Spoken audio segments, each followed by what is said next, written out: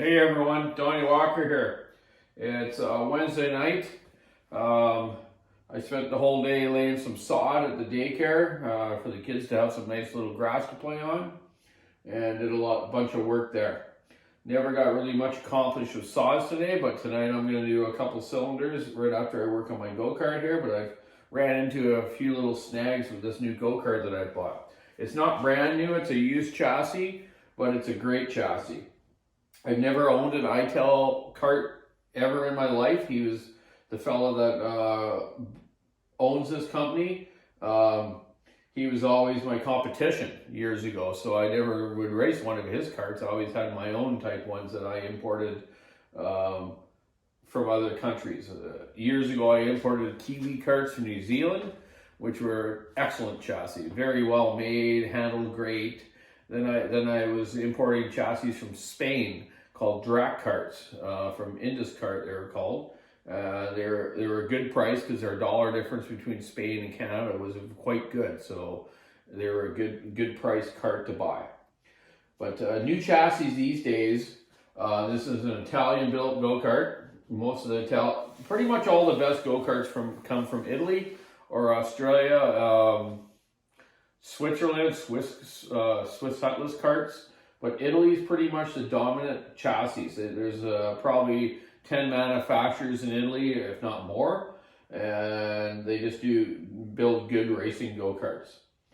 This kart was actually a 125 shifter go-kart, which has been changed over to run a Briggs L206, which is only around 11 horsepower, where your shifter kart engine is around maybe 40 horsepower, around that, okay? Maybe not quite that much, but very close to that. So it's very hard sometimes when I put this motor on here, because you have to run an inside drive, you have to have the clearance for the seat and the clearance for the sprocket. So right now I'm running into a problem where my sprocket's hitting here. But lucky enough, my good friend David Oldenthal from Oldenthal Manufacturing in Idaho builds these mounts that you can change all these holes. So I'm gonna take this motor back off, and I'm gonna reposition the hole pattern of the motor mount to move over just a little bit this way, so my motor is more central. So it's not so much weight hanging off the chassis this way, okay? And then I'm going to mount a brand new seat in here. Another thing that's to happen though, when I was smashing over this seat strut to get the seat sitting more square in the go-kart, it's developed a crack in the frame here.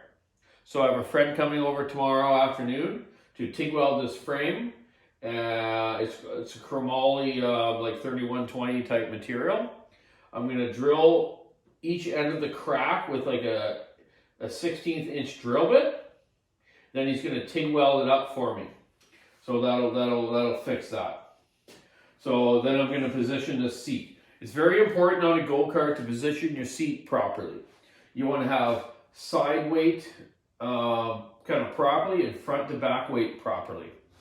Seat positioning in a go-kart is huge for handling of the go-kart.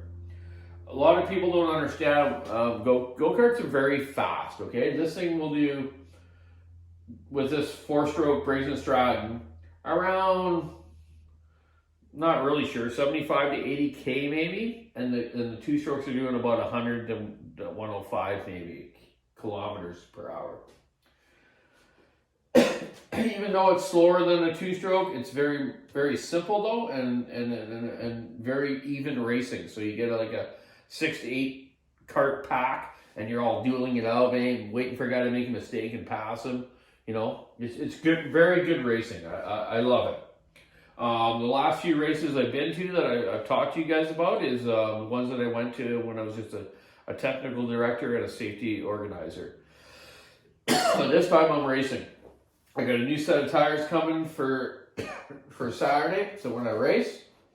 But I'll just practice with these old ones for now and just get this new old kart set up. So on a go-kart like this, you don't have suspension, right? So it's all in the changing different things on the chassis to make it handle properly. Like even though you have a live axle, there's a lot of adjustments you can do. Like the axle itself, you can run a soft, medium, and hard axle. More for this type of racing and a slower motor, you run more of a soft axle. Then your front end geometry. You have lots of adjustment on the front end. Let me see if I can focus you in on that there. So on the front end, you have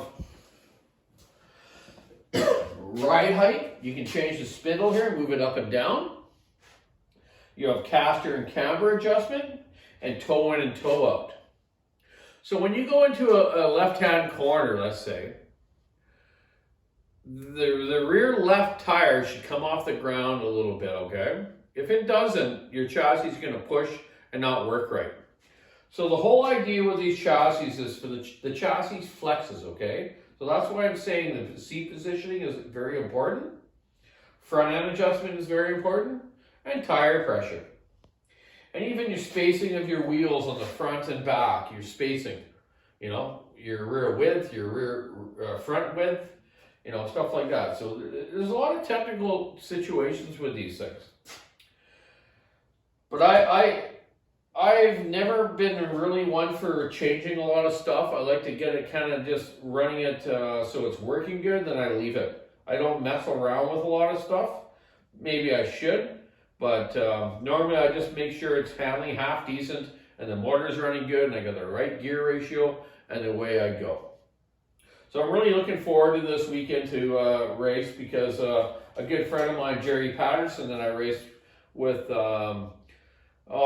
close to over 30 years ago. I got him back into the racing last season, and now this season he's really looking forward to coming out more. And this time I'm going to run with him in the class, the Briggs light class, because go figure, I'm just at the right weight in the light class, but in the heavy class I would have to put 30 pounds of lead on this go-kart to make that class.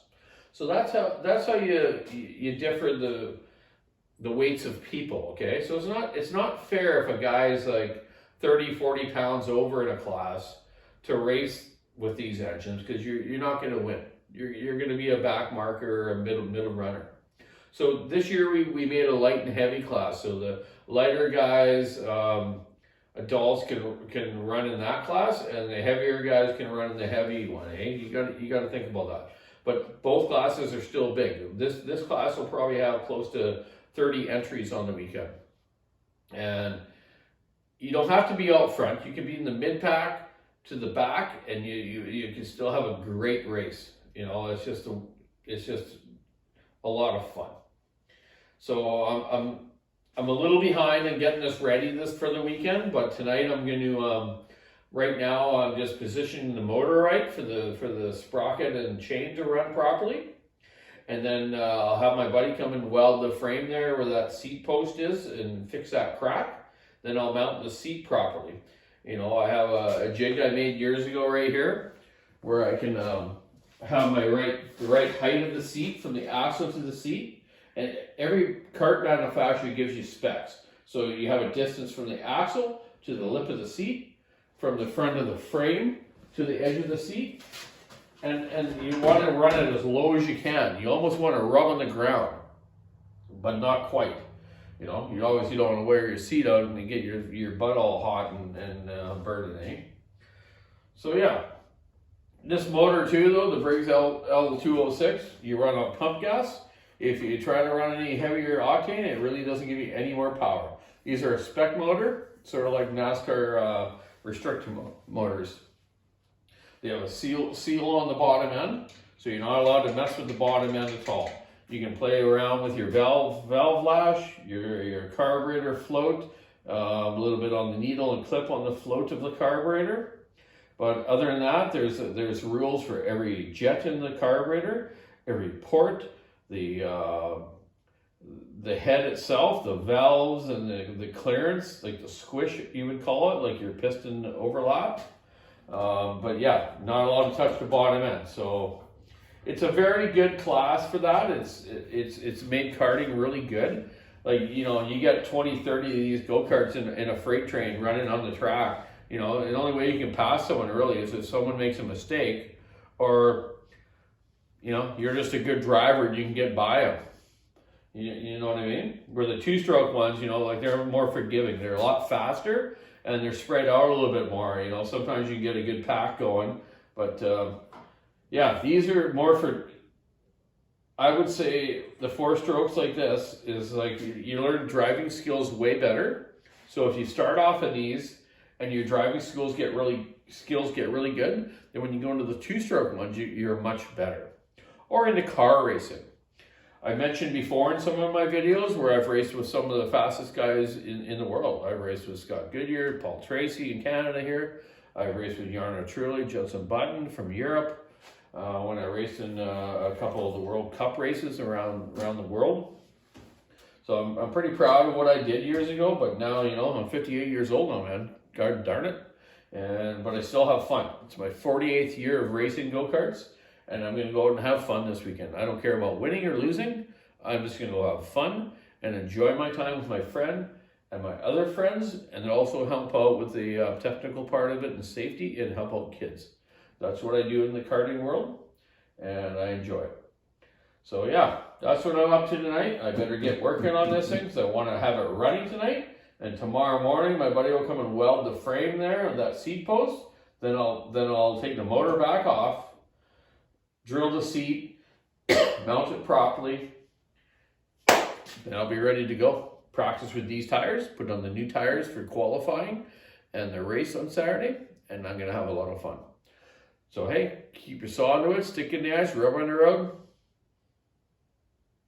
Obviously this, rubber on the road. Have a great night. Nice seeing you guys again. Be kind to everyone.